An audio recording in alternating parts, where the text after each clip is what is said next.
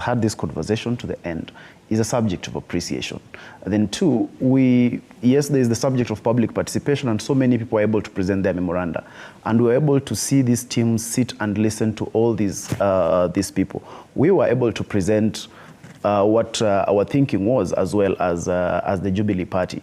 And I think it is far-fetched for us to always imagine that public participation means all ideas of the public being taken into account, because we are about 56 million Kenyans. If every one of us has to have their way, then you can imagine how big that document would be. Even as we already say, it's already 300 pages. So for me, it is about, first of all, that the process has been able to take place. And one of the things that has been able to even achieve is the state of calm in the country, because you have to remember at what point did this dialogue begin. We were at a place in this country where businesses, it's told, people are not going to work because of rampant demonstrations every now and then.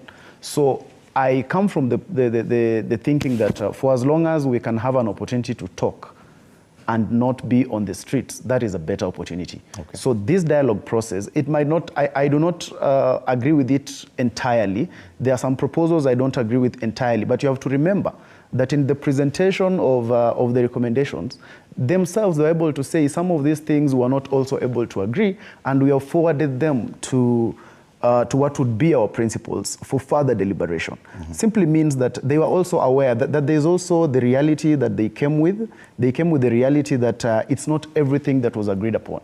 So sometimes we rush into being very pessimist in our thinking, because there are things I agree with entirely in the report, like the creation of the Office of the Opposition Leader.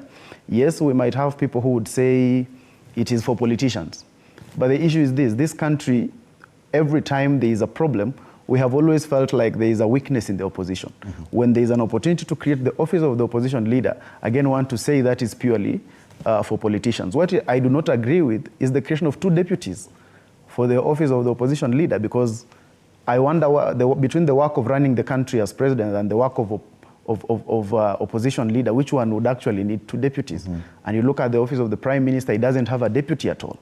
So I would not agree with the 2 deputies, maybe 1, but I would agree with the creation of the Office of the Opposition Leader, because that is the reality we have as a country. Okay. We cannot be able to always run away from our own issues every time we have a chance to deliberate about them. Okay, and Francis, as Mundalo says,